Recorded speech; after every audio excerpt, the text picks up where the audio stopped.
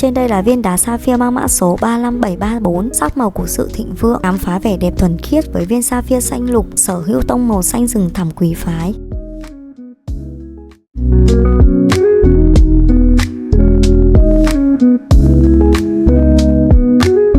Và trên đây là thông số chi tiết của viên đá.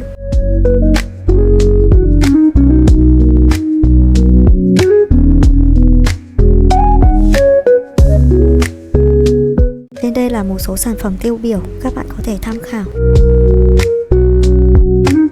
Với rác cắt oval tinh xảo, mỗi mặt cắt đều được bắt sáng hoàn hảo, tạo nên những tia lửa lấp lánh đầy mê hoặc. Đây là viên đá lý tưởng để chế tác những mẫu nhẫn hoặc mặt dây chuyền cao cấp, mang lại vẻ đẹp thanh lịch và nguồn năng lượng tươi mới cho chủ nhân.